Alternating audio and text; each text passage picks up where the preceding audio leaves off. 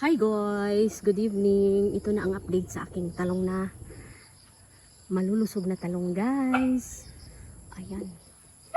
Ang dami ng bulaklak. Incoming na bulaklak. At saka matibay na rin yung puno niya guys. So, ayan guys. Nilinis ko siya guys kasi ay, hala, ang dami ng insekto. Kailangan ma-spray. Pero hindi pa to na-spray ng insecticide guys. Kaya tingnan na lang natin yung bunga no. At naglagay din tayo ng trap dyan para matrap yung insekto. Ayan guys. Ano kayang pwedeng i-spray dito na hindi siya chemical pero nakakatanggal ng insekto. Ayan guys. Ayan. Medyo matibay na yung puno niya guys. So, yun lang ang importante. Titibay yung puno. At may bunga na. Ito nagkuluntoy na yung niya. So that means may problema yan. May problema yan guys. Ang dahon niya guys.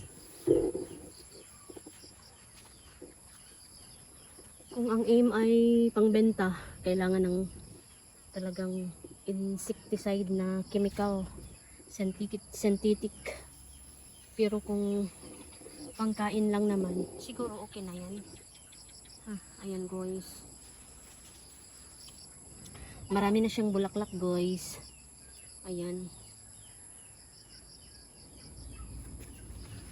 Pero tanggalin natin to guys para mag-focus yung nutrients doon sa bunga. Katulad nito guys. Ayan guys. So sa baba, tanggalin natin yan. Ayan, tanggalin natin to. Ayan.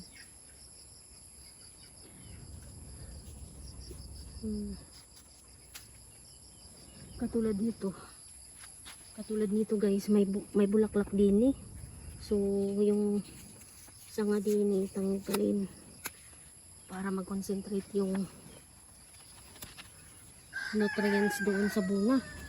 Kasi may bunga na nga. At saka ito, tanggalin na natin to. Ayan. Dapat linisin. Ganito guys kailangan tanggalin.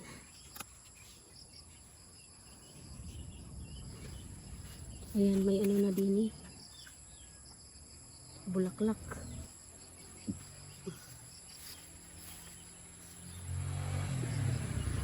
Katulad niyan, dapat tanggalin. Dini.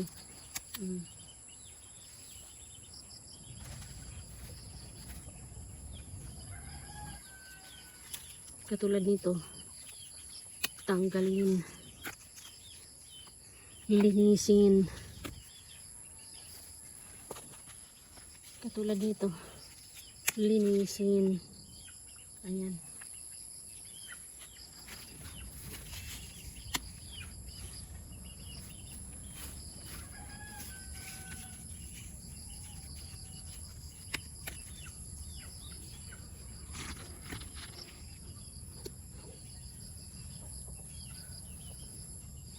Na-learn ko lang naman ito guys sa napanood kong mga nagtatanim ng talong.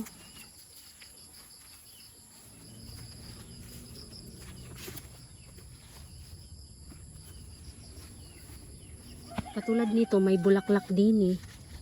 Pero may sanga din eh. Kailangan tanggalin. Ayan. Tanggalin natin to guys. Ayan.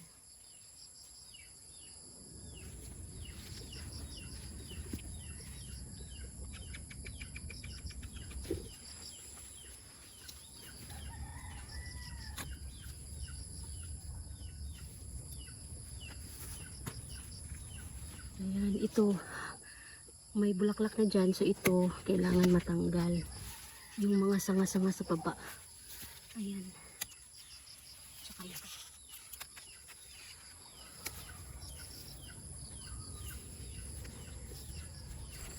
Yun, hindi pa na dagdagan ng busy kasi ako guys. medyo busy kaya hindi ko nasikaso yan. Ayan. Ayan. Lilinisin natin yung katulad yan, may bulaklak. Tapos may sanga din eh. Kailangan tanggalin. Ayan.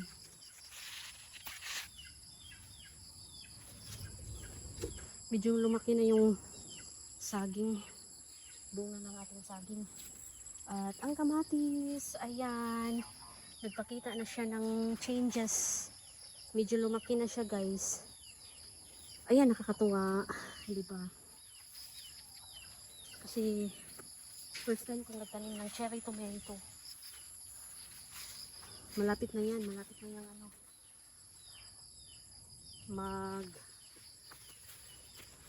Tutubo. Tapos magbunga. Ayan, guys. So, nasa third week na yan. Simula nung nalipat. Nasa third week na siya. At dito naman, guys, yung pakwan. Ayan, nagsimula na siyang gumapang yung pakwan. Ayan.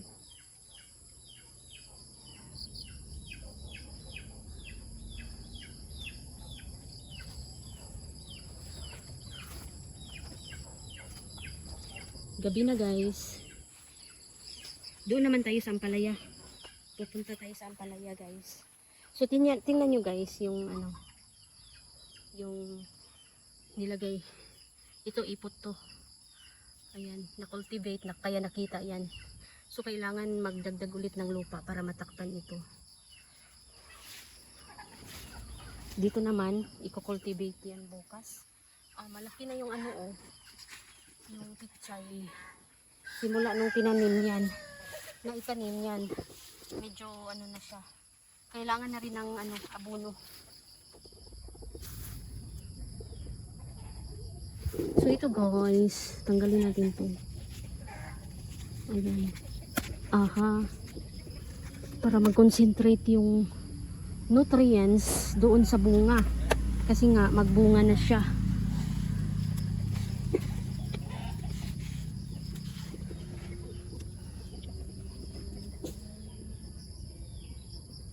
Tingnan nyo, guys, yun may bunga na din eh. Medyo malaki na. Kaso parang iwan ko lang ha. Parang may na. May sira na siya. Dito naman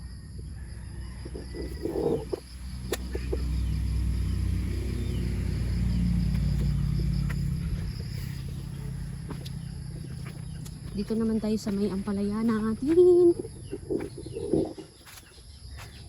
Ayan, guys. Ayan.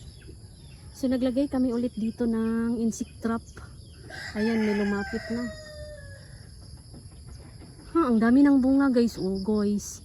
Marami ng bunga, guys. Kahit ilang puno lang to, pero medyo hitik na siya sa bunga. Ayan. Kailangan lang talaga mapangalagaan ito. Ayan, guys. Punong-puno na siya ng insect. Na-trap na dyan ang insekto. O diba, guys, ang ganda ng bunga.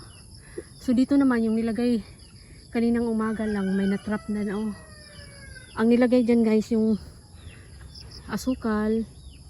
Tapos may tama. May tama siya, guys. So kailangan mapitas na to. Kasi may tama na siya. Sayang. Kasi ang ilalim niyan uod, guys. Kakainin na lang. Ayan, guys. Marami ng bunga, guys. Dito naman tayo sa another location ng kamatis.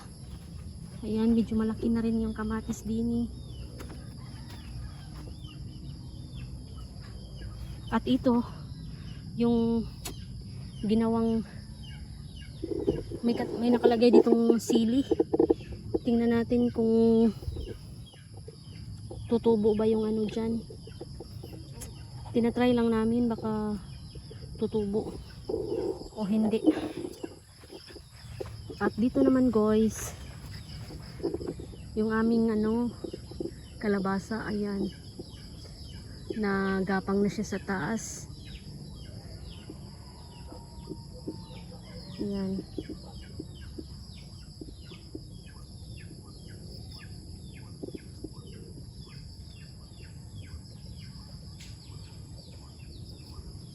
Malapit nang magbunga yung kalabasa. So guys, gabi na diri guys. Dumapo na yung mga namin, mga alagang manok.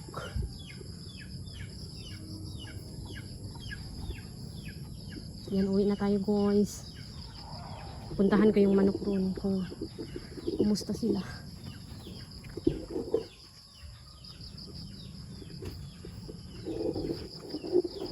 Gabi na din guys.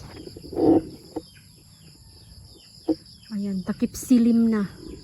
Takip silim na guys, malapit nang maggabi. Gabing gabi. Ayan guys. So tingnan natin yung manok. Kung ano nang nangyari sa ating manok. Kanina pala guys, umulan. Umulan kanina. At itong mga chicken namin, dumapo na. Mga chicken. Ayan, busy pa yung iba sa kanilang pagtuka. At yung ibang manok namin ay nasa taas. Ayan, paris-paris sila. So, ang iba naman ay dito sa baba. Ayan. 3 puti dito. May tigda 2 pares dyan sa taas. Sa may mangga at mahogani. Ayan. At mamaya ay dapat pala makuha na yung mga itlog guys. So guys, kahapon pala nakapagbenta kami ng itlog na organic. So okay naman guys, nabenta. Pero before ko siyang binenta guys, yung itlog na organic, sinilip ko muna sa ilaw kung bugok na ba or hindi pa, para hindi magreklamo yung makabili ng itlog na organic. So itlog na organic guys, hindi siya pinapakain ng feeds na commercial feeds. Ang kain lang talaga niya ay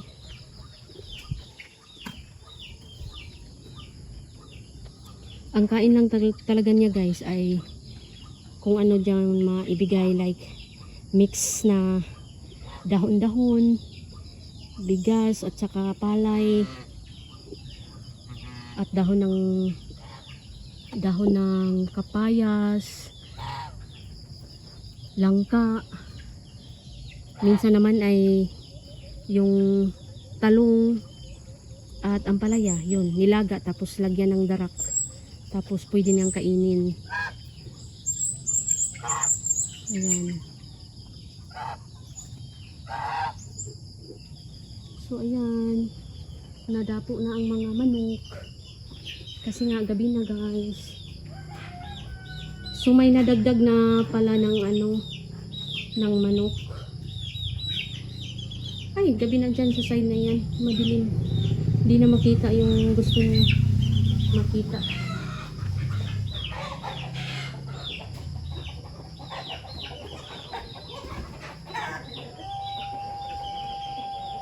Ang gulo-gulo ng manok.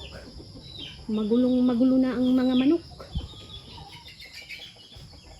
So thank you for watching guys, and see you on my next video. Bye.